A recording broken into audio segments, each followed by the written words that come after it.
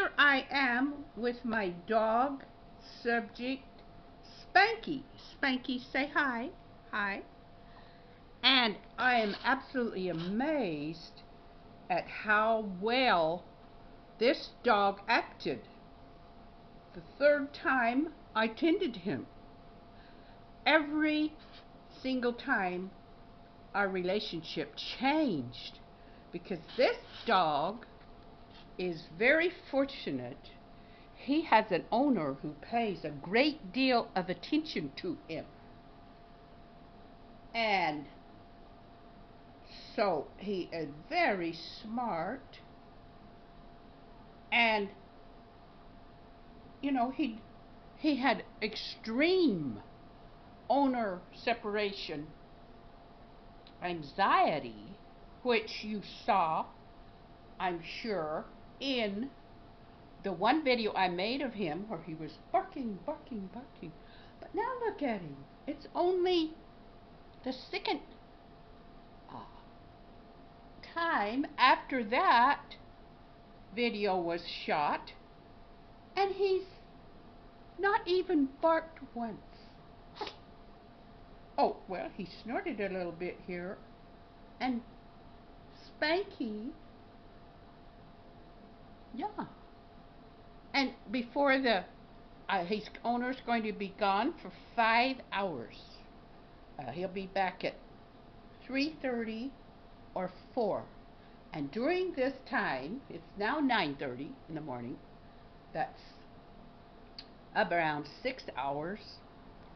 He's going to surprise me some more with how he acts.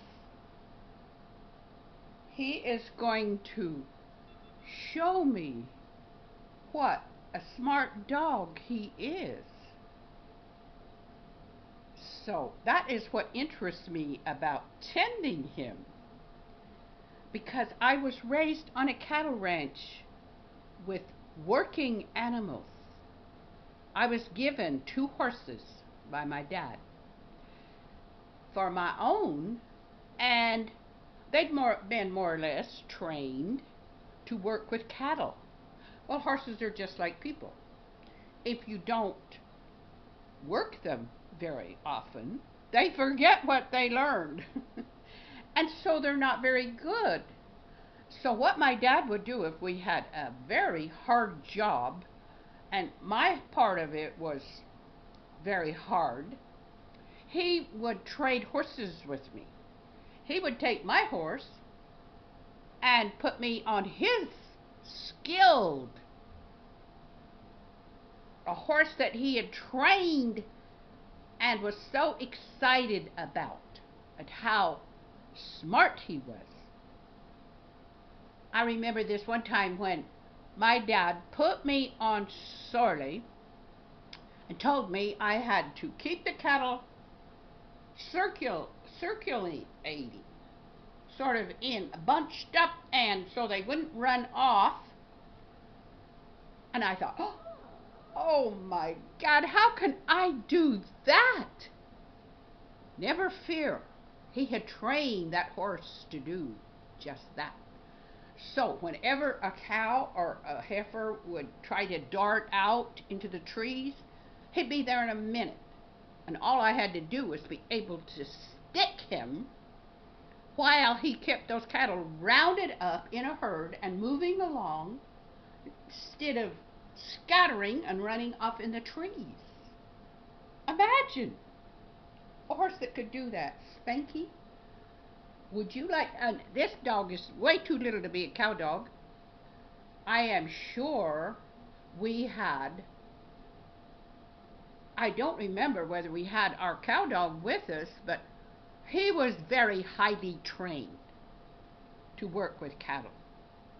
And he worked over in the chutes, helping to run them through and get all the stuff done to them that they needed done. So these were pets that were working animals, and the horse's ability And intelligence was very important. Oh, and I remember one time, Spanky, my dad put me on a horse that had been caught wild. And they said he was pretty hard to handle, so uh, I was going to ride with him all day. And so my dad decided to let me ride him, since he was going to be there the whole time and he could uh, keep him soothed so he wouldn't do anything he hadn't ought to do. That horse had a gait. I have never ever ridden a horse with that kind of gait. I mean, when he would trot, he didn't jerk. He was smooth as honey. Oh, what a horse. But after all day long, I was getting off from him. My dad had gone over to the corral, and I opened the gate. I got off and opened the gate. I started to mount him again, and he started whirling. And I immediately knew what my dad was talking about when he said he could be treacherous to watching. So I thought, well, he's had it. He's not going to let me get on him again. But I never forgot that fantastic gait of this horse, caught wild on the range, probably by one of my older cousins, to use on that ranch, because my dad bought that horse along with all the other horses when he took over the ranch, when his brother left. So anyway, Spanky, I just want you to show yourself, and in a time we will have some stuff for him to do. And just now, he's missing his owner.